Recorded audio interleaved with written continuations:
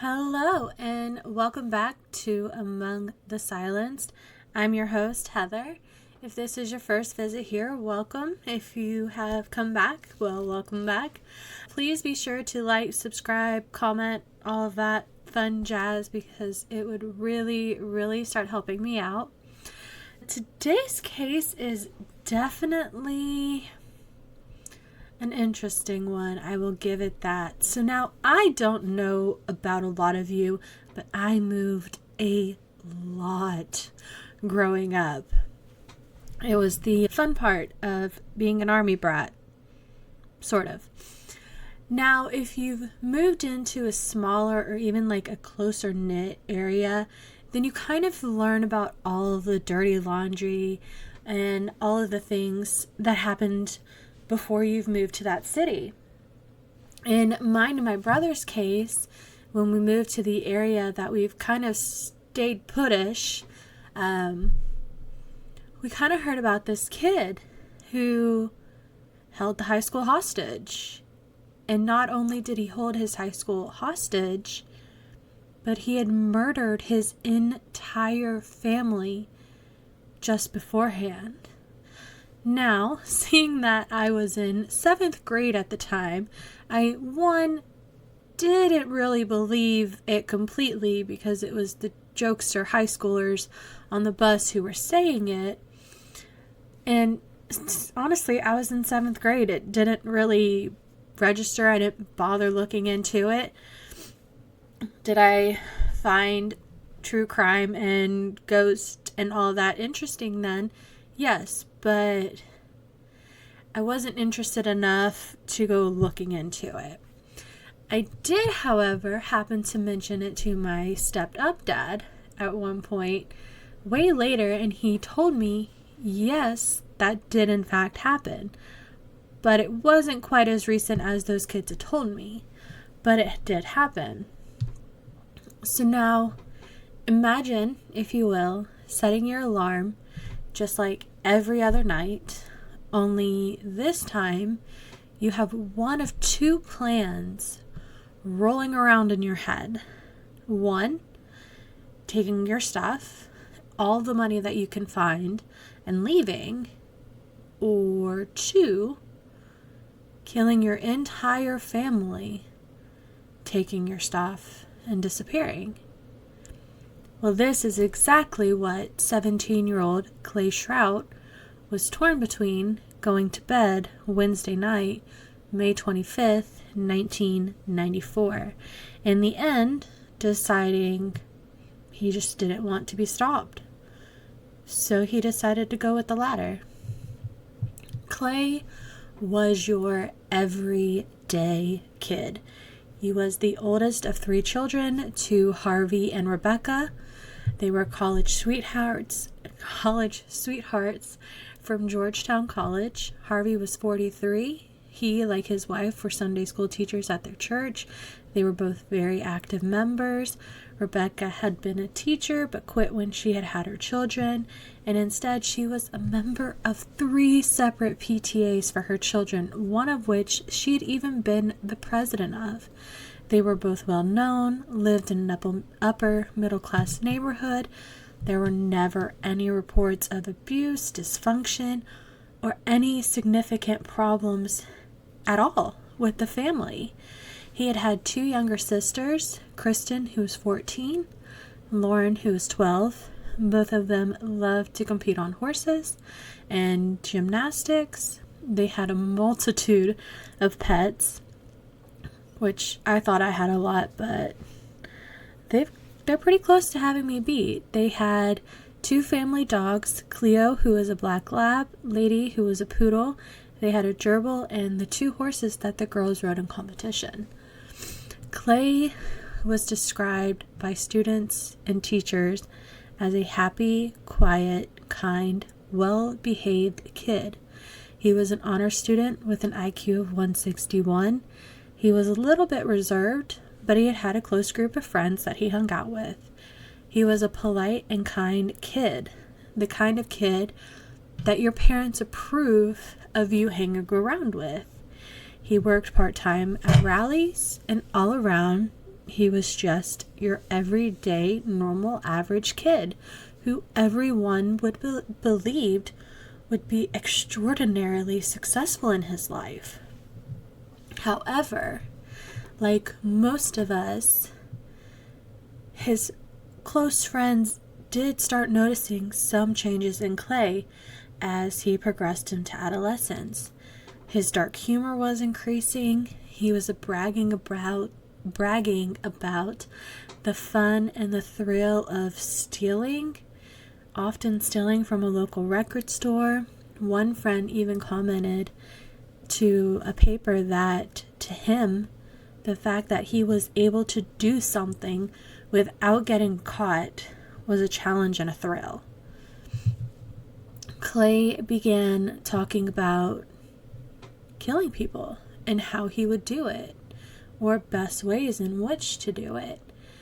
And his obsession and collection of weapons was growing. His weapon collection was massive, and it included knives, nunchucks, Death Stars, brass knuckles, a sword, and a BB gun. Not only that, but he often studied how to build bombs, buying the anarchist cookbook and downloading instructions from the internet, bragging he could build a bomb that would blow up the whole neighborhood. And it was even reported that he had built bombs in his bedroom. Clay had also developed an interest in the occult, vampires, and Satanism. He had posters with satanic messages on the walls in his room. One of the stories that I heard when we moved here was that when the posters were taken down, you could see holes in the walls and the door from where he practiced throwing the stars. Now, I couldn't find anything to confirm this or not, so at this point it's just hearsay. Clay also had the book, The Complete Book of Spells, as well as Ceremonies of Magic on his nightstand. Clay even went as far as cutting his forearm with 10 horizontal cuts, allegedly as part of a vampire ritual. His friends also noticed some signs of depression in Clay, and his mood was becoming more erratic, having angry outbursts, sometimes to the point of frantic rage, in which he would sometimes kick the family's dogs. One friend said that he had been depressed after a girl he liked had rejected him and boasted about taking drugs and drinking, even talking of suicide on occasion. His grades began to decline. He was even failing his English class at this time. Clay was caught by his parents using drugs and drinking and was grounded as a result of this. The drugs he was using at the time ranged from marijuana, crack, LSD. Whether or not he was using on this particular day is unknown due to they never did drug test him at the time.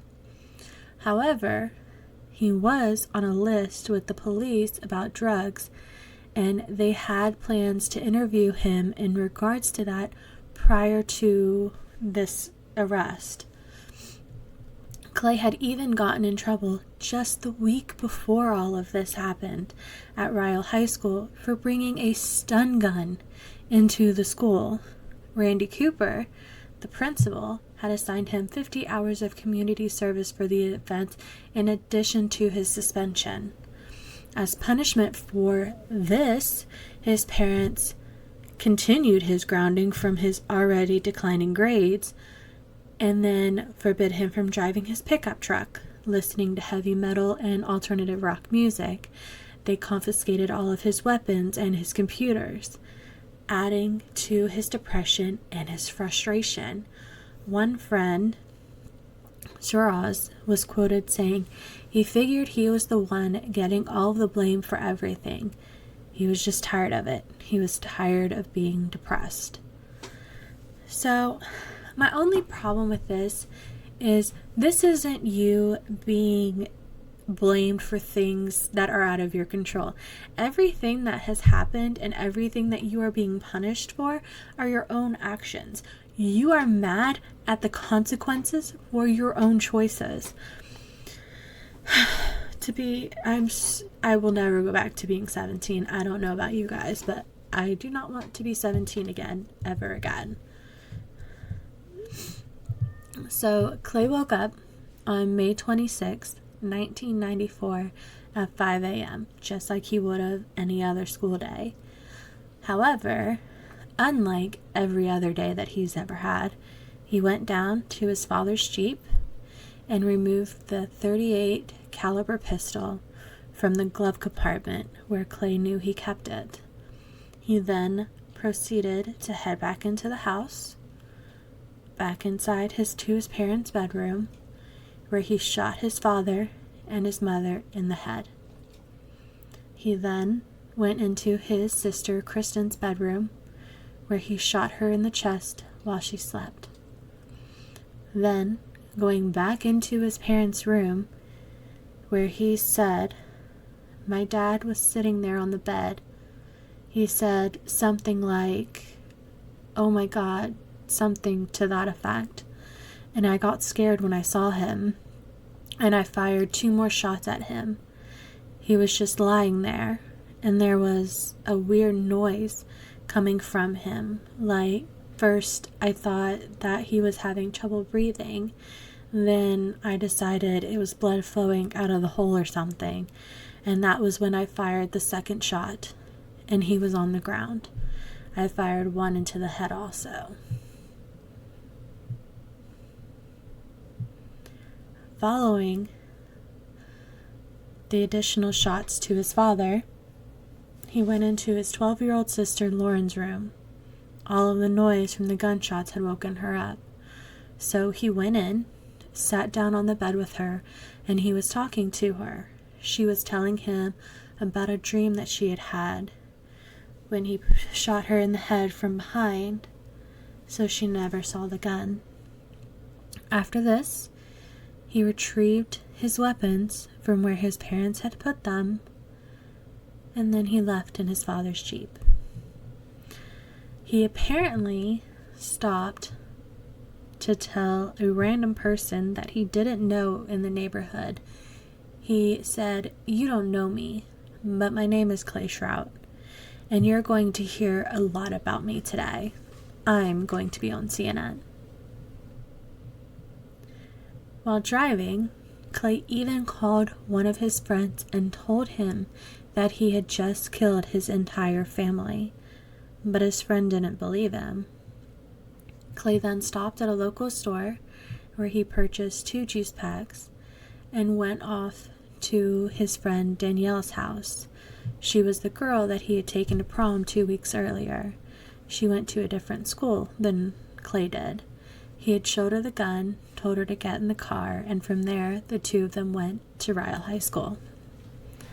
Where Clay went in with Danielle into his trigonometry teacher's classroom, Miss Kanabrowski's class. He showed her the gun. When she asked him what was wrong, what he needed, he simply said, "I've had a bad day." And just for her to keep going on with the day like normal, while taking a seat at her desk. While trying to keep her students calm and everyone alive, Miss Kanabrowski just kind of went on as if Clay wasn't sitting at her desk with a gun. A student happened to stop by Miss Kanabrowski's class during this time and knocked on the door just before 8:46 a.m. She needed Miss Kanabrowski's signature on a permission slip. So, getting a slight nod of acknowledgement from Clay, Miss Kanabrowski had opened the door and calmly informed, without signaling that she was doing so, calmly informed this student that Clay had a gun and that she needed to go and get help. This girl rushed to the vice principal's office, Mr. Sorrell, and informed him of what was happening. She barged in and said, "Clay is holding Miss Kanabrowski's class hostage. He has a gun," even naming the student. Meanwhile, in the classroom, one girl bravely got up and walked up to the desk asking Clay what was wrong and why was he doing this. He only told her, "I'm having a very bad day," while Miss Kanabrowski kind of ushered her back to her seat, trying to keep everyone's attention on the lesson and keeping the peace. At 8:46 a.m., the call was made to the police, stating a student with a gun at Ryle High School. Following his call to the main office for the police to be called, Mr. Sorrell then proceeded to Miss Kanabrowski's class as fast as he could without drawing attention from anyone who may have been out in the hallway. Rushing to her classroom, the announcement, "Will Dr. Ted Whittekamp please report to the main office?" Repeating 3 times. Now the thing is, there are 3 people in the classroom who knew what that announcement meant. Miss Kanabrowski, Clay, and one of the students who was Clay's friend, Aaron. The announcement calling the school superintendent to the front office was the school's code for teachers to initiate lockdown. So how did Clay and Aaron know this? Well, they had previously hacked into the school's computers a year prior, and one of the things that they uncovered during this was that the school is to call for the superintendent of the school to come to the office if there was ever an emergent situation within the school, so that teachers could know to take care of their students. Which means that in this moment, Clay knew he had been outed. Clay knew that the police were now on the way. Getting to her room, Mr. Sorrell could see Clay sitting at her desk with the gun. He then went into the classroom, telling everyone to get out. Clay said no. So Mr. Sorrell made him an offer. Him for them. Clay nodded, and Miss Kanabrowski and Mr. Sorrell ushered everyone from the classroom, while Mr. Sorrell positioned himself between Clay and the other students as they were exiting. Mr. Sorrell said before entering the room, he thought he knew Clay was going to shoot him. He figured he would pull Clay towards him, getting him shot in the stomach, thinking, if I collapse, I'll collapse on him, and I'm bigger, so he won't get anywhere. He said it was his faith and him being a Christian that helped him that day. He said that as a Christian, to sacrifice oneself for another is a good thing. My wife wouldn't be happy, but she would understand, believing the same thing.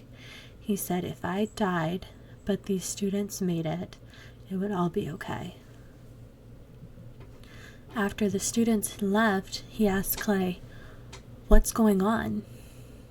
Clay once again said he had had a bad day. Sorrell then began explaining Clay's options to him. He said, "You know I've called the police." "Yes." "The police are on their way. You can give me the gun and we can walk out of here. You can shoot me and they will shoot you. Or they can get here, and if you still have the gun, they may still shoot you." During this, Sorrell went to get the gun from Clay, who did end up giving him the gun, just as the police officer arrived at the classroom door. Captain Martin arrived on the scene just minutes after the 911 call came through. Everyone was safe and no one was harmed, as far as they knew in that moment. The officer then asked Clay what was going on. Clay said, "I have had a bad day.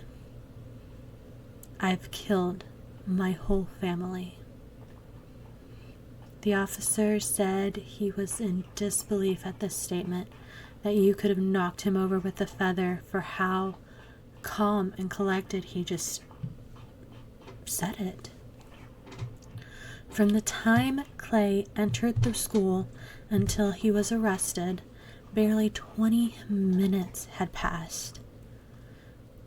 The school did have an assembly later that day before the students were released, and Mr. Cooper, the principal, who, honestly, let me just say this, Mr. Cooper is a truly amazing person. He was actually my principal when I made it to Ryle 9 years after this whole ordeal.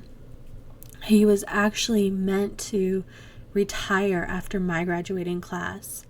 Unfortunately, he passed away the summer before in 2006. But seriously, one of the sweetest people on this face of the earth, and he was probably one of the best principals I've ever had, and I've gone to a lot of schools, so that is saying something.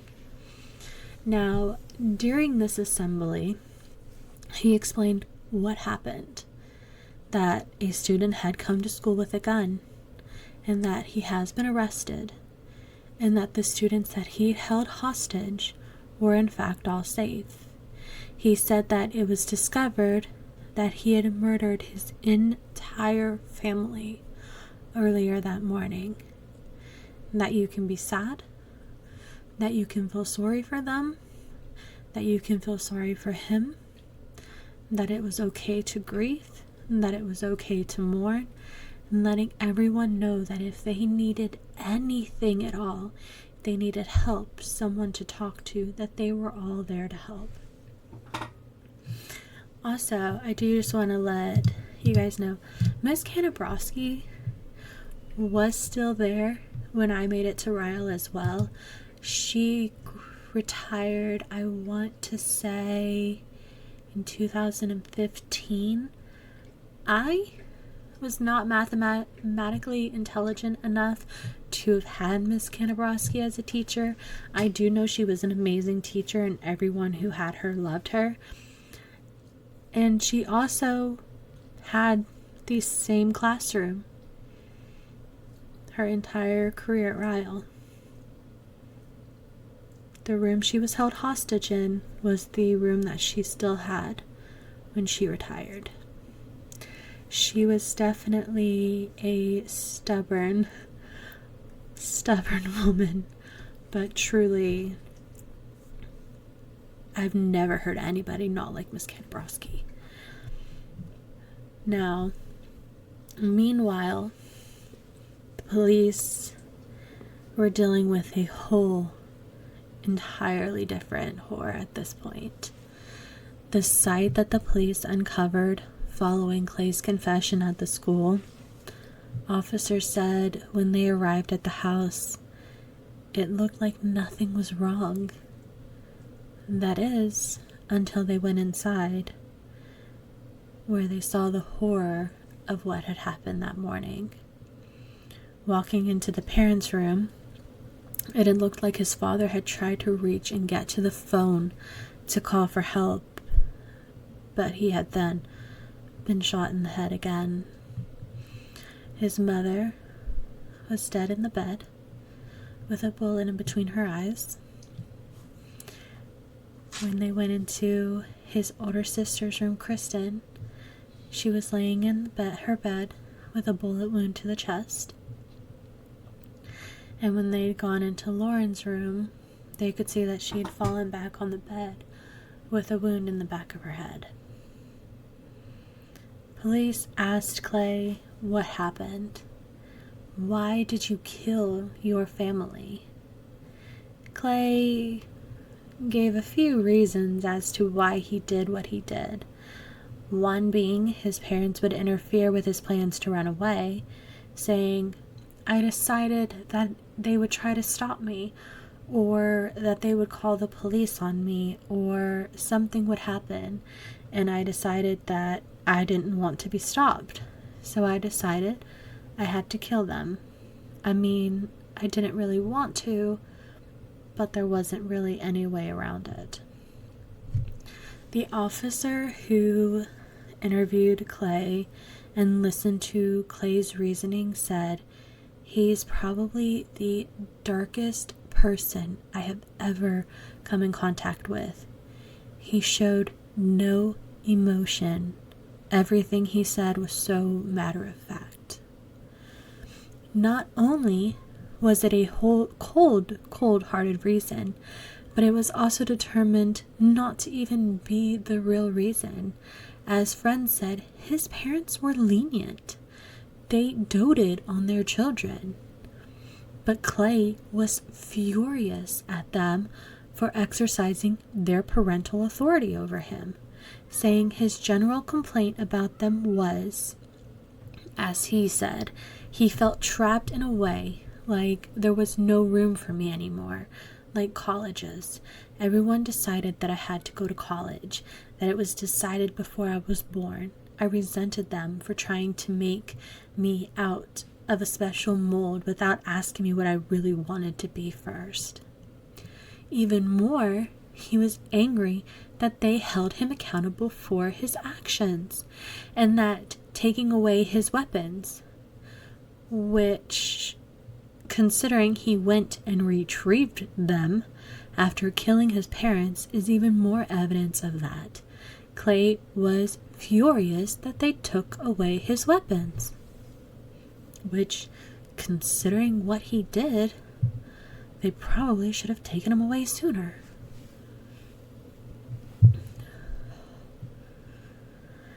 Now, seeing as how Clay didn't know how this day was going to end, he didn't know if it was going to end with his death, or being arrested, or running away before the day was over, but he still went and retrieved his weapons that his parents had taken from him as punishment for his actions.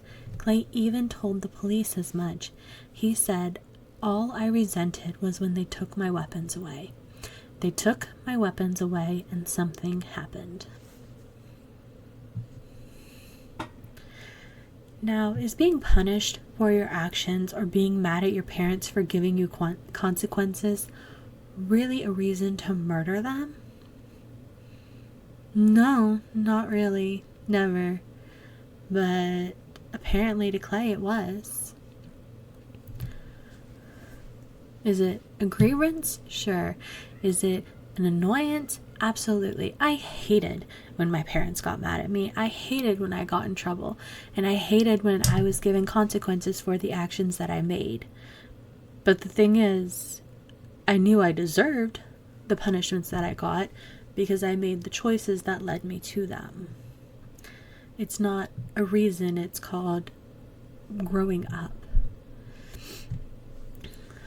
So, police, he gave his reasonings for killing his parents, but police asked, "Why kill your sisters?" And he had a few answers for that as well. First, he told police, "The only reason I shot my sisters was because, the reason I did that was just because they were there. And there wasn't anything I could do about it, because I figured I had to get out of there." He also said it was because he didn't want them to grow up without their parents. As well as, I didn't want to be stopped, and they were old enough to realize what happened and call the police and stop me.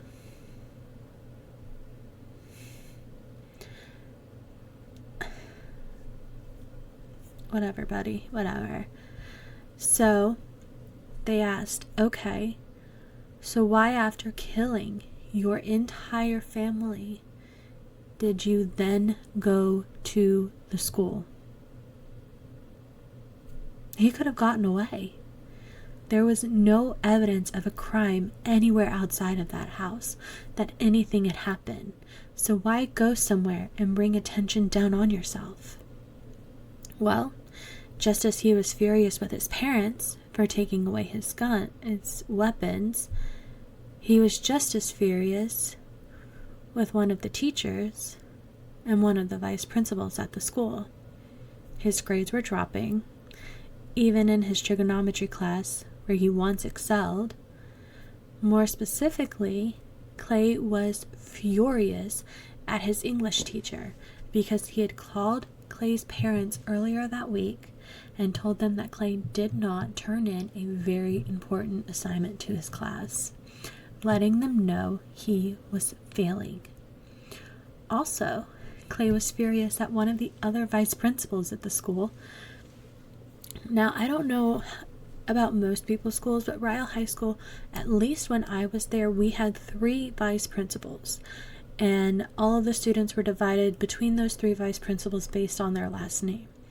I do not remember if Sorrell was still there or not, because I was assigned one vice principal, and I remember the name of the other one, but I don't remember the name of all 3 of them. I just had the 2 because one was my best friend's and then one was mine. I do know one principal left at the end of my sophomore year and was replaced with another my junior year, and I do remember that one because he was a massive dress code enforcer who went as far as following us around with rolls of duct tape to cover the holes in our jeans, or would turn our locks on our lockers around and closing them if he saw that we didn't actually lock our lockers all the way. Now, Clay was mad at a different vice principal other than Mr. Sorrell, because that principal is the one who'd confiscated Clay's stun gun, and in Clay's mind was the reason he had got suspended. The school did not involve the police in that incident, so they didn't know that it had happened prior to Clay's arrest. Clay was so angry at this vice principal that he even drew a picture of them tied to a pole with gasoline poured around them. Had he come across either his English teacher or that vice principal that morning when he got to Ryle may have been known as another school that fell victim to an active school shooter. The best outcome for the school and all of the students and staff did happen that day. As awful as it was for the 22 students and Ms. Kanabrowski that morning for those 20 minutes, it was because of this. He was known as a school shooter. Even though he had never taken a single shot within the school, he came to the school with every intention to. He just didn't cross either of the ones he wanted. So Clay's case never went to trial. He pled guilty by reason of insanity, which means he never really had to explain why he did what he did. During one of the hearings, Clay seemed very calm, cool, and collected, which is remarkable considering he was facing life in prison for mass murder. And he was. He was sentenced to life in prison with the possibility of parole in 25 years. Once in prison, Clay never sought mental health help. From 1999 until 2002, he amassed 29 pages of disciplinary actions. Not only that, but plans to escape, which he did attempt, getting him moved from a minimum security prison to a maximum security prison. So parole in 25 years. That's right. Clay has at this time been before the parole board. On March 10th of 2019, he went before a 2-member parole board. Sorry, my foot was falling asleep. I was sitting on it. So he went before a 2-member parole board. They could not come to a mutual decision on whether or not Clay should be offered parole. So, because they couldn't come to a uniform decision, Clay went before the entire 9-member parole board, who did not release him. His next parole hearing will be May 18th of 2029.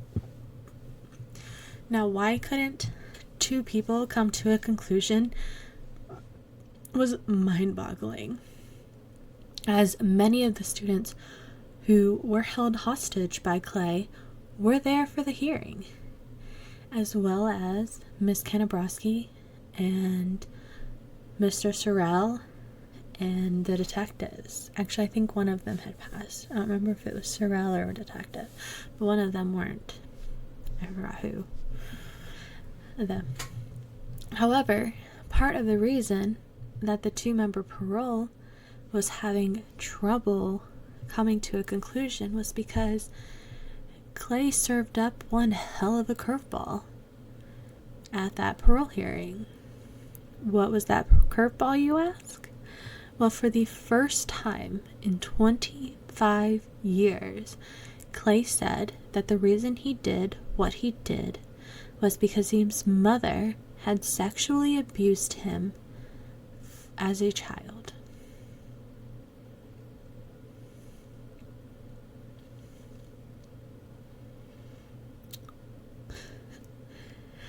So Clay said it was something he never came to terms with until after he was in prison, saying it started when he was a baby and would sometimes occur in the bath, saying it stopped when he was still a child, noting that my father did find out at one point, but he chose to ignore it, chose not to do anything about it.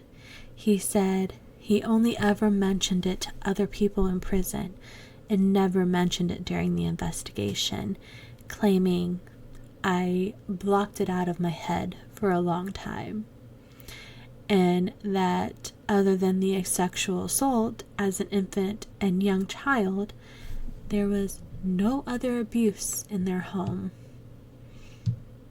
that led up to murdering his entire family. He did say that leading up to the killings, his parents were arguing frequently over Clay's school issues and drug issues and alcohol issues, which is why he was drinking and taking LSD on a regular basis. Again, at the time of the parole board hearing in 2019, he never sought any mental, behavioral health help or substance abuse counseling while in prison. The parole board asked him to recount what happened the day that he had killed his family, and his answers were so matter of fact and lacked any emotion. He said, "What I did was I killed 4 human beings. I murdered my mother, and I murdered my father, and I murdered my 2 sisters. After that, I went to school with the intention of drawing the police out to have the police shoot me and kill me." When pressed on why he killed his innocent sisters, he answered, "What was going through my head, though it was not really rational, was that they would be happier being dead. Considering everything that was getting ready to happen, considering both their parents would be dead, considering their brother did it, that doesn't make a lot of sense now, but what I did doesn't make a lot of sense. I don't feel particularly good about that happening." As for his parents, he said, I do honestly still have some issues with them.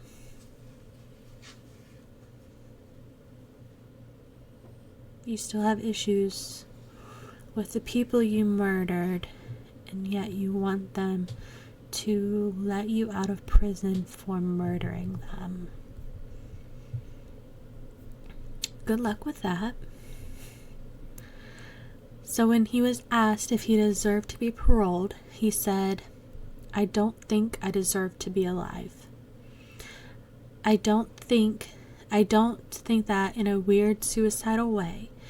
I hate what happened, and I hate the way my life has turned out. It started out bad, and it got worse, and I made it worse."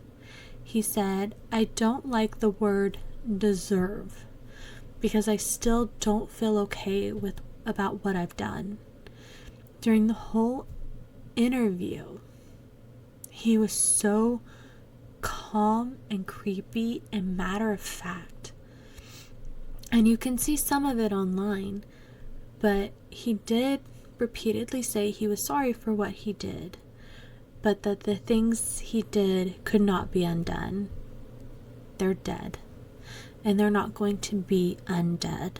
They're not going to stop being dead. It doesn't matter how bad I feel about it now. There's nothing you can do to make it better. While they denied his parole, Clay was praised because during his imprisonment he has learned carpentry and car repair, as well as helping other inmates complete their GEDs. He also hasn't had any disciplinary issues in prison since 2002. He said it was after that he became a Christian. It really bothers me when inmates and prisoners say that they've become a Christian, but yet they still don't take responsibility for their actions, because that's kind of part of what being a Christian is taking accountability for what you've done, asking for forgiveness, and actively working to never do it again. I do not believe in any way, shape, or form that Clay would leave prison and not do what he did again. He would get annoyed, or he would get mad that someone gave him consequences for his own actions, and he would repeat it all over again. So here's a big thing that's probably going to keep Clay from ever getting parole, is that he doesn't have the things that most people have when they're paroled. He doesn't have a support system outside of the prison, because he killed his support system back in 1994. Although he did say that there are members of a church in Tennessee who run an inmate program who would be willing to help him if he was paroled, but he also doesn't show any true remorse for his actions or even taking the credit of his own actions. He's blaming his mom 25 years later for sexually abusing him as his reasoning for doing it, and thinking, okay, if something really bad happened to me and I did it because of that, maybe they'll let me out. Your mom is gone, and she is gone because you took her from this earth, and now 25 years later you are stating that she abused you? You had 25 years to mention this before. Like, it does not make any sense why this is what you are saying now. Now, no one who talked to him following his arrest believes that someone this cold and emotionless should ever be released, because they all believe Clay will do it again. And honestly, I'm with them. He has so many signs of being a sociopath. He's antisocial. He's a thief and bragged about stealing. He was into bomb making, using illegal substances, animal cruelty with kicking and hitting his dogs. He brought a stun gun to school and then turned around and brought a real gun to school. He had a quick temper and rage toward those who he deemed wrong him. He wanted to shoot and kill his vice principal for confiscating a stun gun he brought into high school, and he wanted to kill his English teacher because he told his parents he was failing his class. He murdered his parents because they took away his weapons. That is not something that a healthy person does. He also even exhibited signs of wanting status and fame for his actions, with the comments to the random person saying he'll be on CNN. One reporter even had quoted Danielle saying Clay seemed to have enjoyed the media circus his case generated. He won't change. He is exactly where he is meant to be. And honestly, the only reason that the death penalty was never an option for Clay in his sentencing was because he pled guilty to murdering his family by reason of insanity. And taking that plea removed all of the actions that he had done at the school from the deal, which allowed him to avoid the death penalty. Because he pled guilty by reason of insanity for murder, they dropped all of the charges of him bringing a gun and holding his class hostage. All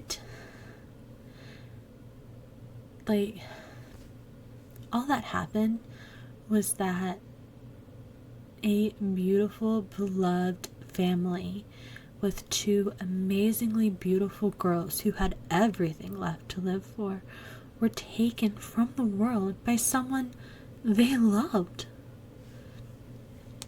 It's horrible, and this was such a senseless action because one narcissistic 17-year-old threw a bitch fit temper tantrum because his mom and dad held him accountable for the actions he was making. Well, this is all that I have for you this week, and I do apologize for having missed the last couple of weeks. I'm trying to get everything set on a schedule, but our schedules have been so insane these last couple of weeks that it's just been hard. But I will be back next week with another case for you. Until then, stay safe, and I will see you all later.